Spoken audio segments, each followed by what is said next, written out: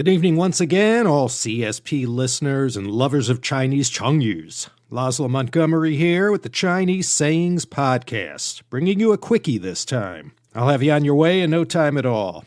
Quick though this episode may be, it has a 24-karat provenance and comes to us direct from the Mengzi, or the Mencius, as it's also known. Zhu Xi, the great Neo-Confucian philosopher, grouped the Mengzi into the 4 books, the Si Shu of Confucianism, the most essential of philosophical works. And from the chapter titled Gongsun Chou comes this gem. Gongsun Chou was one of Mengzi's disciples, and this Confucian book is a feast of dialogues, anecdotes, references from history, and a number of blue-chip Chengyus, one of which, Yuanmu Qiuyu, we featured ages ago back in Season 1.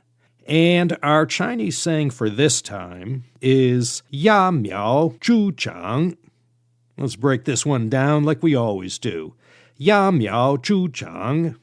To ya something means to pull or to tug with an upwards motion. Now, in some versions of this saying, the character ya is replaced with ba, which means basically the same thing. When you ba cao, you're pulling weeds. But for this episode, I'm going to stick with the character ya. And a miao is a young plant or a seedling or a sprout. Zhu means to help or to assist. And the last character, zhang, when used as a verb, means to grow or develop. Yà Miáo Zhù Zhǎng. Pull, sprout, assist, grow. Well, you might be able to catch a whiff of what these 4 characters mean, but once again, when you know the backstory, everything makes a lot more sense. So we open up the Mengzi to the section where he's having a conversation with his disciple, Gongsun Chou. And the second sage, as Mengzi was also called, Confucius being the great sage, of course, told Gongsun Chou about this farmer from the kingdom of Song. Song had its capital in Shangqiu, Henan province, right near the border with Shandong, and Confucius's father came from Song and ended up in Lu State, in case you were interested. Mengzi told of this farmer there who was stressing out something terrible over the seeds he had planted in his field. Every day he went out to work in his fields, and he kept wringing his hands about how slowly the sprouts seemed to be growing. He kept thinking, well, they should have been a certain height by now, but from the looks of things, well, something needed to be done to put things right. So one morning he went out into the field, bent down, and began ever so gently pulling on each individual seedling. He tugged on that sprout, and after spending the whole day in the field, he observed the results of his efforts to zhu zhang, or assist in their growth, and feeling satisfied that they appeared taller, he gathered up his things and returned home. And after this hard day's work, over dinner, this farmer proudly boasted to his family how tired he was after such an exhausting day. He went on to explain how nature seemed to not be working fast enough, and because of that, he had, one by one, Yà Miáo tugged on the sprouts in order to zhu zhang, assist the seedlings in their growth. And the farmer's eldest son, knowing his dad like he did, excused himself from the table to go out to the fields to see what his father hath wrought. And, fearing the worst, he found a whole field of seedlings, each one partially uprooted and already starting to shrivel and wilt away beyond salvation.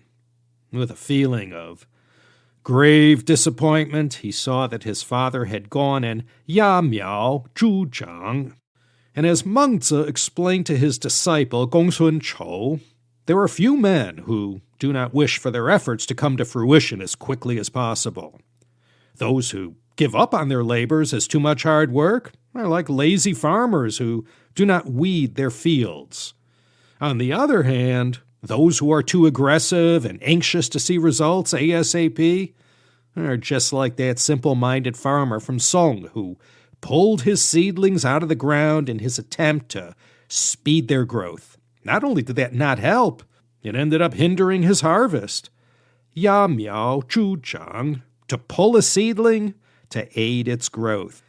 This one's used for any kind of life situation to describe someone who is so impatient to grow or to succeed that in attempting to see quicker results, they end up taking actions that ultimately make them worse off than they were before.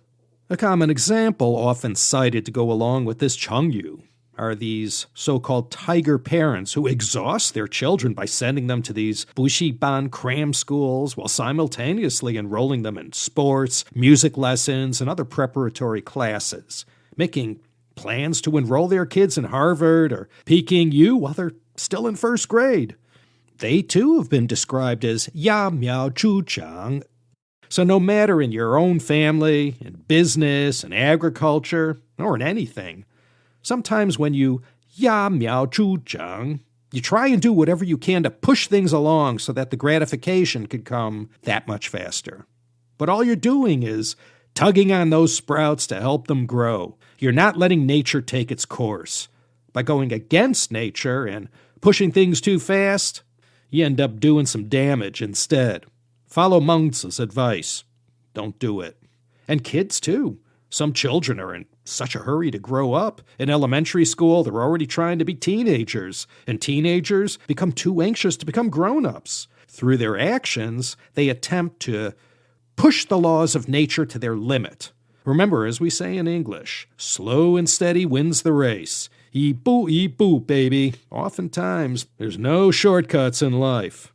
All right, that's all I got for you this time. Mengzi. He believed in the innate goodness of human nature. His mother wanted the best for him, but you didn't see Meng Mu attempting to Yà Miáo Zhù Zhǎng. And perhaps because of that, everything turned out just fine for her little Meng Ke. Okay, just like I promised, nice and quick, the way these CSP episodes were meant to be. I thank you all for stopping by and listening. On behalf of indispensable Emma in the Teacup Chengyu Yanjiu Zhongxin in Beijing, this is Laszlo Montgomery signing off from the very same recording studios used by the CHP in wonderful Los Angeles, California, and I'm entreating you to come back again next time for another exciting episode of the Chinese Sayings Podcast.